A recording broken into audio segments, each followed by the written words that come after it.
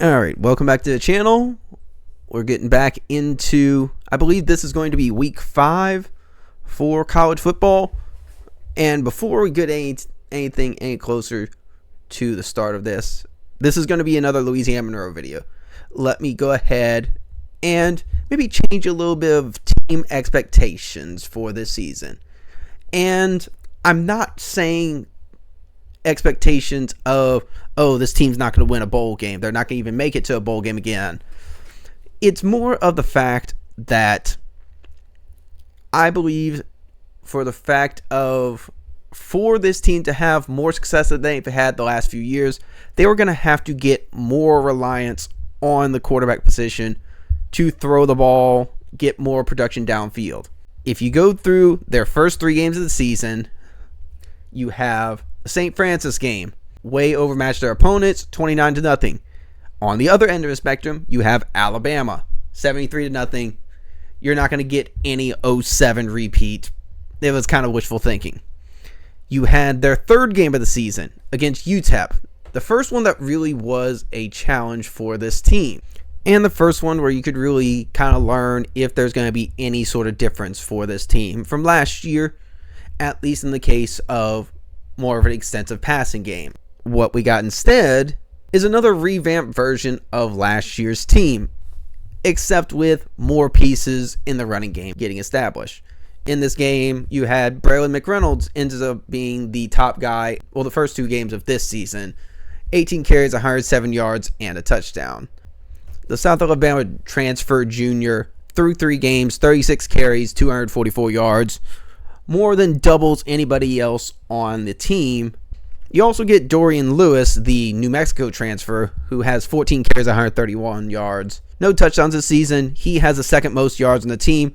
You're kind of hoping you're going to get a little bit more so far out of Richmond transfer Zach Palmer-Smith. But in this UTEP game, he only had 6 carries for 12 yards and as a total 41 yards on 16 carries. None of the 3 games he's really been that much of a factor, and it's been a little bit disappointing. You've mostly had most of a 2-back system. McReynolds has been the more explosive runner and get those longer runs as he did in the St. Francis game, as he also did in the UTEP game. And then you've had Dorian Lewis more being the in-between-the-tackles guy, getting the hard-nosed yards, the short yardage gains. And then you see in the passing game, nobody gets more than 2 receptions for the game, and that is a common trend for the season. The leading receiver has 6 receptions on the entire season. Aiden Darmena, 8 for 14 for 136 yards, 2 touchdowns. He didn't make any mistakes through the air, so that is definitely improvement from last year, as more interceptions and touchdowns once he replaced General Booty. But yes, this is going to be the first conference game for either team. Monroe being 2-1 on the season, as I said earlier. They're about to go to their last non-conference game at Northwestern next week. They're not a very good team. There's a possibility Monroe can actually at least be competitive in that game. We'll see how competitive. It's still a Power 4 team. The Warhawks in general have struggled in that department. Looking through all of the receiving options that they've had through the season, you have none of them having more than 6 receptions, so averaging 2 receptions or less a game. Jake Godfrey, Tyler Griffin, 2 of the top returners from last year, haven't been able to get on anything. 5 receptions and 6 receptions respectively. Both of them only have 1 touchdown apiece. You'd think maybe some of the transfers coming in are going to do something. The Jonathan Bibbs, the Brandon Buckhalter. Now, looking into their opponents so far, the Arkansas State Red Wolves this season, they're 1-3 on the season with their lone win against Southeast Missouri State. Similar to how they were last season, had 2 opponents in the Power 4 that they played in the non-conference. Both years ended up being Iowa State, and this year being Arkansas, last year being Michigan. Both seasons had 1 game that they got blown out on, 1 game they had a close loss to a ranked team at the time. It is disappointing that they ended up falling to Kennesaw State, but you'll see very shortly a main reason why against what is considered to be some inferior opponents. Now, just starting off as a whole, this team averages just over 23 points a game and gives up 33 a game.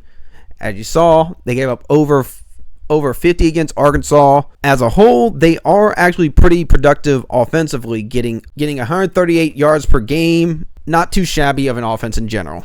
The big concern on this team is they have not been able to really stop anybody. The main problem on it, they gave up nearly 200 yards a game rushing, almost 290 yards a game passing, pretty close to 500 yards a game as a defense as a whole. All of those are bottom 10 in the country. It doesn't matter how good or how at least average your offense is. If your defense can't stop anybody, it's not going to be a very good season. Now, as you can see on all of this is going from the worst down. You have total yards per game. They're fourth worst in the country, giving up nearly 490 yards a game. They're seventh worst in the country in passing yards per game, and they're 12th worst in the country in rushing yards per game, 14th in total points. There is not a statistical category that this team is doing well. And if Louisiana Monroe is trying to build anything through the passing game at all, this is the team that they would want to build it on,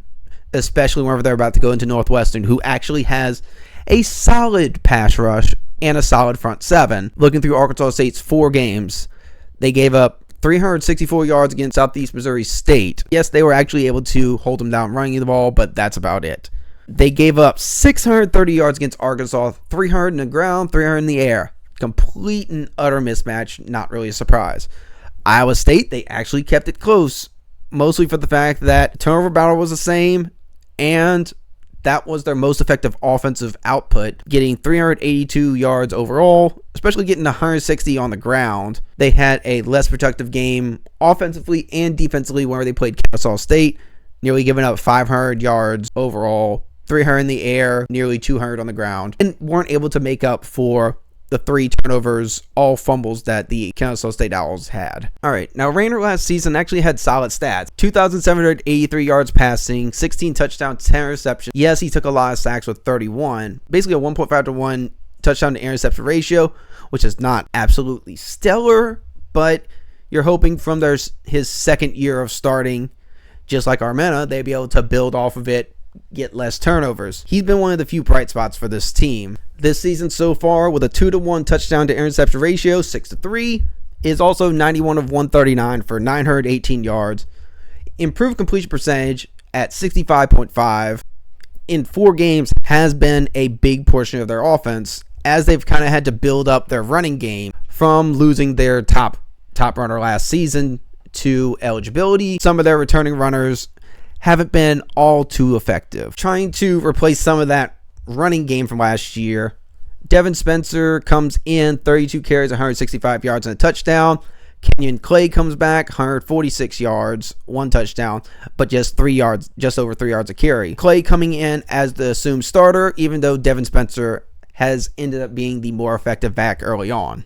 Now, in 3 of the 4 games, Rayner's main production passing has been to sophomore receiver Chauncey Cobb, who only had 1 reception for 4 yards the entirety of last season as a freshman, but has led the team in 3 of the 4 games, 19 receptions, 241 yards, no touchdowns a game.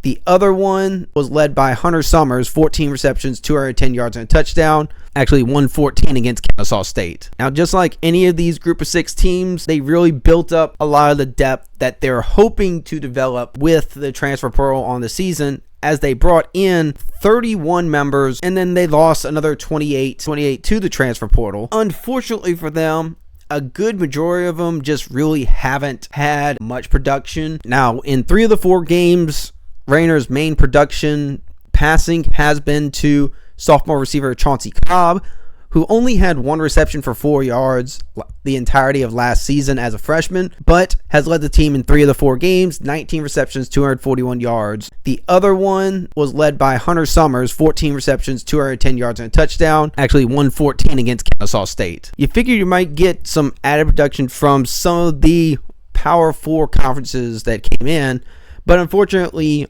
Ole Miss transfer Jordan Smarts only had 1 reception for the season. You had J.J. Harrell, who was a Mississippi State transfer, hasn't gotten anything. Yes, you had Vandy tight end Tyler Fortenberry actually be one of, if not the top tight end of the team, 7 receptions for 30 yards. For a tight end, just getting 4 yards of reception isn't that great. But the ones you actually get more production from, at least offensively, Jalen Benelli, who is a Wagner transfer, 8 receptions, 95 yards, a touchdown, and Nana Barris, who has 3 receptions from FIU. Not really that much of the transfers. It's been more of the already established players that had returned from last season. Defensively, this team is a struggle for their own well-being. They have trouble stopping anybody. They did get a couple transfers that have done a little bit. A.G. McGee comes in with 3 passes defended. You had Avante Dickerson, one of the leaders on tackles, and the only one with 2 interceptions on the team. Kirksey at linebacker with a pick as well. And you have Trenton Allen-Yo getting a couple passes defended, and then a couple D linemen in Javonte Mackey and Cody Ziegler also getting a bit protection